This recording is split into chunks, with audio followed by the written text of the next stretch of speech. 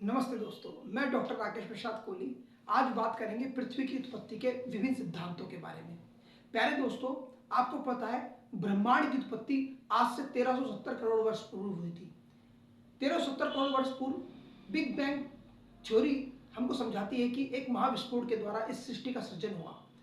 उसके बाद यदि हम देखें तो हमारे सौर मंडल का पिता यानी कि सूर्य, उसकी उत्पत्ति लगभग 500 करोड़ वर्ष पूर्व होती है। और सौर मंडल के पिता यानी सूर्य की उत्पत्ति के बाद हमारी पृथ्वी की उत्पत्ति लगभग 460 करोड़ वर्ष पूर्व होती है। परंतु आज के समय में जब हम बात कर रहे हैं पृथ्वी की उत्पत्ति के सिद्धांतों की, तो प्यारे दोस्तों, पृथ्वी की उत्पत्ति के विभिन्न संकल्पना है और पृथ्वी की उत्पत्ति को समझने के लिए वैज्ञानिकों ने काफी समय से निरंतर प्रयास करा और उस क्रम में विभिन्न विभिन्न सिद्धांतों का प्रतिपादन किया। प्यारे दोस्तों, इस वीडियो में हम यही समझने वाले हैं कि पृथ्वी तथा पृथ्वी जिस सौर मंडल का हिस्सा है उस सौर मंडल की उत्पत्ति कैसे हुई। आज की वीडियो हमारी सौर मंडल की उत्पत्ति के बारे में, क्योंकि पृथ्वी में हमारी सौर मंडल का हिस्सा है। ठीक है, तो आपको यह ध्यान रखना है कि इस कड़ी में हम जो सिद्धांत पढ़ने वाले हैं, एक लंबी लिस्ट है इसमें सिद्धांतों की, और ये सारे सिद्धांत हम एक क्लास में नहीं पढ़ेंगे। हम प्रत्येक सिद्धांत के लिए अलग क्लास में इसको समझने का प्रयास करेंगे, और ये पृथ्वी की उत्पत्ति को समझने की सबसे पहली क्लास है। यदि आप पृथ्वी की उत्पत्ति से संबंधित सारे सिद्धांतों को समझना चाहते हैं तो आपको ये क्लास बहुत जरूरी है, आपको इस विषय में जानना बहुत जरूरी है। प्यारे दोस्तों, आज की क्लास में अगर आप बने रहेंगे तो आप क्या क्या समझ पाएंगे कि पृथ्वी की उत्पत्ति से क्या क्या हम जान सकते हैं। जो हम पृथ्वी की उत्पत्ति के जो सिद्धांत समझेंगे उनसे हमें केवल पृथ्वी की उत्पत्ति के बारे में जानकारी नहीं मिलेगी। पृथ्वी की उत्पत्ति के जितने सिद्धांत हैं वो पृथ्वी और उससे संबंधित विभिन्न प्रकार की गतिविधियों के प्रश्नों का उत्तर देने का प्रयास करते हैं। कुछ सिद्धांत पृथ्वी के बारे में, उसकी उत्पत्ति किस प्रकार से हुई उसके बारे में बताते हैं, तो कुछ सिद्धांत हमें यह बताते हैं कि पृथ्वी के साथ चंद्रमा की उत्पत्ति कैसे हुई। कुछ सिद्धांत हमें यह समझाने का प्रयास करते हैं कि सौर मंडल की उत्पत्ति कैसे हुई, तो कुछ सिद्धांत हमें यह बताने का प्रयास करते हैं पृथ्वी और उसके वायुमंडल की उत्पत्ति कैसे हुई, और महाद्वीप और महासागरों की उत्पत्ति कैसे हुई। तो यानी कि जितने हम पृथ्वी के संबंधित सिद्धांत पढ़ेंगे, प्रत्येक सिद्धांत अपनी अपनी तरीके से यह समझाने का प्रयास करेगा कि पृथ्वी में विभिन्न प्रकार के जो हम भौगोलिक अंतर देखते हैं उनकी वो अस्तित्व में कैसे आए।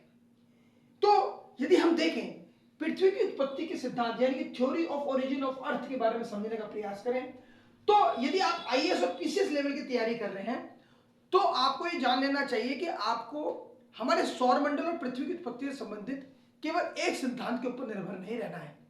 आपको उस क्रम में 8 से 9 सिद्धांतों का अध्ययन करना जरूरी है, क्योंकि आपके प्रश्न कहीं से भी बन सकते हैं। इसलिए मेरा आपसे यह आग्रह रहेगा कि आप इस वीडियो के साथ साथ जो इसके आने वाली सारी वीडियो हैं उनको बड़े ध्यान से देखें और अवलोकन करें, अध्ययन करें, और जो भी मैं आपको कंटेंट प्रोवाइड करूंगा उसको अपनी नोटबुक में याद करें। और जो सामान्य ज्ञान के लिए हमारे साथ चैनल से जुड़े हुए हैं उनके लिए बड़ी वीडियो लाभकारी है, क्योंकि इसमें हमने बताया कि इसमें हम जो है हमारी पृथ्वी की उत्पत्ति किस प्रकार से हुई, सौरमंडल की उत्पत्ति कैसे हुई, उसको समझने का एक सामान्य प्रयास कर रहे हैं। तो यदि हम देखा जाए तो मैंने जैसे बताया कि हमारी पृथ्वी की उत्पत्ति को समझने के लिए एक लंबी लिस्ट है सिद्धांतों की। हम सभी सिद्धांतों को तो नहीं पढ़ सकते, परंतु उसमें से हमने 7-8 सिद्धांत जो हैं बड़े महत्वपूर्ण हैं, हर परीक्षा के दृष्टिकोण से बड़े महत्वपूर्ण हैं, जो कि अमूमन एग्जाम में पूछे जाते हैं। और पृथ्वी की उत्पत्ति को समझने के लिए, सौरमंडल की उत्पत्ति को समझने के लिए जो सिद्धांत है उनको हम 2 कड़ियों में बांट रहे हैं। प्यारे दोस्तों, मैं बार बार पृथ्वी की उत्पत्ति और सौरमंडल की उत्पत्ति शब्द का प्रयोग कर रहा हूं, आपको यह ध्यान रखना पड़ेगा। क्यों? क्योंकि पृथ्वी की उत्पत्ति सौरमंडल की उत्पत्ति से अलग नहीं है। पृथ्वी भी सौरमंडल का अंग है, क्योंकि मैंने बताया पृथ्वी सौरमंडल का अंग है और सूर्य हमारे सौरमंडल का पिता है। तो सूर्य और पृथ्वी की जो उत्पत्ति है जो है, सूर्य पृथ्वी की उत्पत्ति सूर्य से संबंधित है। इसीलिए मैं बार बार कह रहा हूं कि सौरमंडल, उसके सौरमंडल के 8 ग्रह और उनके उपग्रहों की उत्पत्ति कैसे हुई, इन सिद्धांतों में हम समझने का प्रयास करेंगे। सौरमंडल की उत्पत्ति को समझने के लिए 2 तरीके के सिद्धांत हैं, जैसे कि आप देख भी रहे हैं स्क्रीन में। पहला है अद्वैतवादी सिद्धांत, जिसको हम इंग्लिश में मोनिस्टिक थ्योरीज बोलते हैं, और दूसरा है द्वैतवादी सिद्धांत यानी कि ड्यूलिस्टिक थ्योरीज, जिनको ड्यूलिस्टिक थ्योरीज बोला जाता है। अब ये दोनों सिद्धांत जो है, अद्वैतवादी सिद्धांत और द्वैतवादी सिद्धांत, इन सिद्धांतों के अंतर्गत अन्य सिद्धांत हैं जो हमको समझाते हैं कि पृथ्वी की उत्पत्ति और सौरमंडल की उत्पत्ति किस प्रकार से हुई। पहले समझ लेते हैं अद्वैतवादी सिद्धांत क्या होते हैं। देखिए, अद्वैतवादी सिद्धांत जैसे कि यहाँ पे लिखा गया है, अद्वैतवादी सिद्धांत यानी कि इसको इंग्लिश में बोला जाता है मोनिस्टिक थ्योरीज। सौरमंडल को समझने के लिए जो मोनिस्टिक थ्योरी है वो ये मानती है कि हमारे सौरमंडल की उत्पत्ति और या फिर हमारे पृथ्वी की उत्पत्ति अपने ही तारे से हुई है। अपने ही तारे मतलब अपने ही सूर्य से हुई है। यानी कि पृथ्वी की उत्पत्ति के लिए जो मटेरियल है, जो पदार्थ है, वो किसी दूसरे तारे से या किसी उल्कापिंड से प्राप्त नहीं हुआ है। वो एक सूर्य का ही पदार्थ था जो उससे छिटक के अलग हो गया। सूर्य की सरफेस से जो पदार्थ छिटक के अलग हो गया, सूर्य की गुरुत्वाकर्षण शक्ति के कारण उसके इर्द गिर्द परिक्रमा करने लगा। The material which extracted from the surface of the sun, it kept surrounding and start revolving around the sun due to the gravitational force of the sun. तो मोनिस्टिक सिद्धांत ये कहते हैं कि जो हमारे सौरमंडल और पृथ्वी की उत्पत्ति है, उसकी उत्पत्ति का जो कारण है वो केवल एक ही तारा है और वो तारा है सूर्य। और आपको पता है तो हमारा सूर्य भी एक तारा है। यानी कि सौरमंडल की उत्पत्ति अपने ही तारे से यानी कि अपने ही सूर्य से हुई है, इसीलिए उसको अद्वैतवादी सिद्धांत बोला जाता है। इसमें दूसरे तारे की संकल्पना नहीं की है, इसलिए इसको बोला गया अद्वैतवादी। आ माने नहीं है, द्वैत माने दूसरा। आ माने नहीं है, द्वैत माने दूसरा तारा, इसलिए इसको बोला अद्वैतवादी यानी कि मोनिस्टिक कॉन्सेप्ट। यानी कि मोनिस्टिक माने मोनो माने एक, ठीक है। ड्यूलिस्टिक कॉन्सेप्ट यानी द्वैत तारा सिद्धांत, द्वैत तारा जिसको हम ड्यूलिस्टिक कॉन्सेप्ट भी बोलते हैं, इसको कई बार हम द्वैत तारा सिद्धांत या बाइनरी थ्योरीज भी बोला जाता है। यानी कि यह सिद्धांत ये मानता है कि सौरमंडल और पृथ्वी की उत्पत्ति जो है दो तारों के संयोग से हुई है। दो तारों के या युग्म तारे के संयोग से हमारे सौरमंडल की उत्पत्ति हुई है। यह सिद्धांत ये हमारे को संकल्पना करवाता है कि किसी समय में सूर्य रहा होगा और उसके नजदीक से कोई तारा गुजरा होगा, और इस कारण जो है हमारी सूर्य से कुछ पदार्थ बाहर की तरफ छिटक गया होगा और उससे हमारे सौरमंडल की उत्पत्ति हुई होगी। या फिर यह सिद्धांत, द्वैत तारा सिद्धांत यह भी मानता है कि हो सकता है कि हमारे सूर्य के ऊपर कोई इंपैक्ट हुआ हो, कोई आघात हुआ हो, किसी उल्का का टकराव हुआ हो हमारे सूर्य से, और हमारे सूर्य से जब उल्का टकराया होगा तो भारी मात्रा में सूर्य के सरफेस में प्रलय हो गई होगी। प्रलय यानी कि भारी मात्रा में उससे मटेरियल इजेक्ट हो गया होगा बाहर की तरफ, और ये मटेरियल सूर्य की गुरुत्वाकर्षण शक्ति के कारण उसकी परिक्रमा करने लग गया होगा। इसीलिए कई बार द्वैत तारा सिद्धांत को प्रलयवादी सिद्धांत भी बोला जाता है। क्या बोला जाता है? प्रलयवादी सिद्धांत। इसको कैटास्ट्रोफिक थ्योरी भी बोला जाता है, क्योंकि यह मानता है कि हमारे सौरमंडल और पृथ्वी की उत्पत्ति दो तारों के संयोग से या फिर सूर्य एक तारा और उसके साथ दूसरे उल्कापिंड के आघात से हमारे सौरमंडल की उत्पत्ति हुई है। जबकि इसके विपरीत मैंने जैसे बताया, अद्वैतवादी सिद्धांत जो है यह मानता है कि इसकी हमारी सूर्य की उत्पत्ति जो है केवल एक तारे से हुई है, इसके उत्पत्ति के लिए दूसरे तारे की आवश्यकता नहीं है। इसको कई बार हम विकासवादी सिद्धांत भी बोल देते हैं। अद्वैतवादी सिद्धांत को हम विकासवादी सिद्धांत इसलिए बोलते हैं क्योंकि यह मानता है कि जो हमारे सौरमंडल की उत्पत्ति जो है निहारिका रूपी एक चमकीले ऊर्जावान धूल कणों और गैस के बादलों से हुई है। यानी कि ये मानता है कि हमारे सौरमंडल की उत्पत्ति में किसी भी प्रकार का प्रलय या आघात का कोई प्रमाण नहीं मिलता है। इसको कई बार वैज्ञानिक एकतावादी सिद्धांत या यूनिफॉर्मिटेरियन कॉन्सेप्ट भी बोल देते हैं। यूनिफॉर्मिटेरियन थ्योरी यानी कि जो ये मानती है कि हमारा जो तारा है, सूर्य है, वही पर्याप्त था हमारे सौर मंडल की उत्पत्ति के लिए। तो ये तो रही बात अद्वैतवादी संकल्पना और द्वैतवादी संकल्पना की। ठीक है, अब हम समझते हैं कि अद्वैतवादी संकल्पना के अंतर्गत हम कौन कौन से सिद्धांतों का अध्ययन करेंगे और द्वैतवादी संकल्पना में हम कौन कौन से सिद्धांतों का अध्ययन करने वाले हैं। और सभी सिद्धांत, जितने भी हमारे सिद्धांत यहां लिखे गए हैं, इसके लिए हम सेपरेट सेपरेट जो है वीडियो लॉन्च करेंगे। आप सारी वीडियोस को देखेंगे ध्यान से, ठीक है, क्योंकि ये बहुत ही रुचिकर टॉपिक है कि हमारे सौरमंडल और पृथ्वी की उत्पत्ति कैसे हुई। कई बार अगर हम देखें सभ्यताओं के इतिहास में, तो मानव सभ्यता धर्म शास्त्र और विभिन्न धर्मों की धार्मिक पुस्तकें या फिर ट्राइबल कम्युनिटी यानी कि जनजातीय समाज की जो लोक कथाएं हैं, उनमें इन्हीं प्रश्नों का उत्तर खोजने की मानव ने चेष्टा करी है सदैव अपने जीवन में कि हमारे सूर्य की उत्पत्ति कैसे हुई, हमारी पृथ्वी की उत्पत्ति कैसे हुई, सौरमंडल की उत्पत्ति कैसे हुई, चंद्रमा की उत्पत्ति कैसे हुई, कैसे हुई महासागर की उत्पत्ति, कैसे हुई महाद्वीपों की उत्पत्ति, कैसे हुई वायुमंडल वन की उत्पत्ति।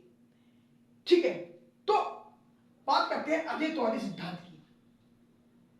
अद्वैतवादी सिद्धांत जो है, इसके अंतर्गत दो मुख्य सिद्धांत हैं। पहले है वायव्य राशि परिकल्पना, इमैनुअल कांट साहब ने दी थी 1775 ईस्वी में। इमैनुअल कांट एक जर्मन भूगोलवेता थे, या फिर इनको बोला जा सकता है इमैनुअल कांट जो एक जर्मन प्राकृतिक शास्त्री थे। इन्होंने जो है एक फेमस कोट दिया था कि give me a matter I will show how to create universe out of it, यानी कि मुझे पदार्थ दे और मैं तुम्हें बताऊंगा इस सृष्टि का सर्जन कैसे हुआ। यानी कि उनका मानना था कि इस पृथ्वी को उत्पत्ति या सौरमंडल की उत्पत्ति को समझना है या चंद्रमा या सूर्य की उत्पत्ति को समझना है, तो हमें सबसे पहले जान लेना चाहिए कि इस ब्रह्मांड में पदार्थ की उत्पत्ति कैसे हुई। तो इन्होंने बताया कि पृथ्वी की जो उत्पत्ति है पदार्थ के संघनित होने से ही हमारे सूर्यमंडल और पृथ्वी की उत्पत्ति हुई। इसी कड़ी में अद्वैतवादी श्रृंखला के दूसरी सिद्धांत जो है वो है निहारिका परिकल्पना का। इसको इंग्लिश में हम बोलते हैं न्यूबुला हाइपोथेसिस, जबकि कांट की परिकल्पना को हम क्या बोलते हैं, कांट की परिकल्पना को हम बोलते हैं gaseous theory of Immanuel Kant. वायव्य राशि परिकल्पना को हम बोलते हैं gaseous theory of Immanuel Kant. और निहारिका परिकल्पना जो कि पियरी साइमन लेप्लेस साहब ने 1796 में प्रतिपादित की थी, इसको हम निबुलो हाइपोथेसिस के नाम से जानते हैं। तो ये जो सिद्धांत है अद्वैतवादी सिद्धांतों के मूल सिद्धांत हैं जिनके बारे में हम पढ़ेंगे। अब बात करते हैं द्वैतवादी सिद्धांतों की। द्वैतवादी सिद्धांत जो है, इस सिद्धांत की कड़ी में सबसे पहला सिद्धांत 1745 में प्रतिपादित किया गया था। 1745 में जब जॉर्ज डी बफेन साहब ने 1745 में यानी कि सर्वप्रथम वैज्ञानिक दृष्टिकोण से हमारे पृथ्वी की उत्पत्ति को या सौरमंडल की उत्पत्ति को समझने का प्रयास किया, तो उनकी संकल्पना जो थी वो दो तारों के प्रतिक्रिया के आधार पर थी, यानी कि दो तारों के संयोग से हमारे सौरमंडल की उत्पत्ति हुई। बाद में ये द्वैतारा सिद्धांत काफी लंबे समय तक धुलमिल रहे, क्योंकि इस समय कांट के विचार बड़े प्रचलित हुए दुनिया में, और कांट और लाप्लास के विचार पूरी दुनिया में छाए रहे पूरे एक शताब्दी तक। उसके बाद हम देखते हैं कि 1904 के आसपास दोबारा से इस विज्ञान जगत की रुचि द्वैतारा सिद्धांत में बढ़ने लग गई, और ये वो वह दौर था जब हम 20वीं शताब्दी में प्रवेश कर रहे थे। 20वीं शताब्दी का सबसे पहला सिद्धांत ड्यूलिस्टिक कॉन्सेप्ट का था, ग्रहाणु परिकल्पना, जो कि 1904 में चैम्बरलिन और मोल्टन साहब ने प्रतिपादित किया था। इस सिद्धांत को इंग्लिश में बोला जाता है प्लांटेजिमल हाइपोथेसिस। इसका भी अध्ययन हम करेंगे। उसके बाद इस कड़ी का तीसरा जो सिद्धांत था वो था ज्वारीय परिकल्पना, यानी कि टाइडल हाइपोथेसिस ऑफ जीन्स व जेफरीज। यह 1919 में प्रतिपादित किया गया। इसी कड़ी का जो चौथा सिद्धांत था वो था युग्म तारा परिकल्पना, यानी कि binary star hypothesis of Russell साहब। यह सिद्धांत रसेल साहब ने प्रतिपादित किया था, रसेल साहब ने। और 1939 को लिटिलटन साहब ने इसको जो है संशोधित करके प्रकाशित किया। पांचवा सिद्धांत जिसके बारे में हम बात करना चाहते हैं वो है नवतारा सिद्धांत परिकल्पना, जो कि 1939 यानी कि 1939 में प्रकाशित हुई थी। इसको नोवा हाइपोथेसिस ऑफ होयल एंड लिटिलटन बोला जाता है, नोवा हाइपोथेसिस ऑफ होयल एंड लिटिलटन। इसके बाद जो एक सिद्धांत प्रतिपादित हुआ रशियन वैज्ञानिक द्वारा, ऑटो श्मिट साहब द्वारा, वो सिद्धांत भी बड़ा चर्चा पे रहा। तो मूलतः पृथ्वी और सौरमंडल की उत्पत्ति को समझने के लिए हमें ये 7-8 सिद्धांतों को समझना पड़ेगा। और अगली जो हमारी क्लासेस होने वाली हैं वो इन्हीं के बारे में चर्चा करेंगे हम, कि पृथ्वी की उत्पत्ति से संबंधित कौन कौन से सिद्धांत हैं और उनके कार्यशैली क्या क्या है। ठीक है, आज की क्लास के लिए इतना ही। आप आशा करते हैं आप सारे सिद्धांतों के साथ मेरे साथ बने रहेंगे, और सबसे अच्छी बात है मैं आपको इन सिद्धांतों के साथ साथ अच्छा कंटेंट भी प्रोवाइड कराऊंगा, और आपको ऐसे डायग्राम दूंगा इन थ्योरियों के जो आप एग्जाम में बना भी पाओगे। क्योंकि एग्जाम में अगर आपको अपने आंसर को सुंदर बनाना है तो पहले तो आपके पास टेक्स्ट होना चाहिए, टेक्स्ट यानी जिसको हम कंटेंट बोलते हैं। दूसरा, आप अच्छे फ्लो चार्ट्स का यूज करें, ऐसे फ्लो चार्ट्स का, प्रवाह चित्रों का प्रयोग करें, इसको बोलते हैं फ्लो चार्ट। दूसरा, डायग्राम्स। तो टेक्स्ट फर्स्ट यानी कि कंटेंट पहला, फ्लो चार्ट दूसरा, और तीसरा है डायग्राम। तभी आप ज्योग्राफी की परीक्षाओं में अच्छे अंक प्राप्त कर सकते हैं, और ये आपको पीसीएस परीक्षा, मुख्य परीक्षा लिखने में भी बड़े काम के होंगे, और आईएएस की परीक्षाओं तक काम आएंगे। ठीक है, तो जैसे मैं बता चुका हूं कि मेरी परीक्षाएं जो हैं, जब मैं जो क्लास लेता हूं आप लोगों की, वो इसी दृष्टिकोण से लेता हूं कि आप उच्च शिक्षा और उच्च परीक्षाओं के लिए भी तैयारी करते रहें। तो आज की क्लास के लिए इतना ही। आशा करते हैं आप चैनल को सब्सक्राइब जरूर करेंगे और वीडियो को ज़्यादा से ज़्यादा लोगों तक शेयर करेंगे। नमस्कार।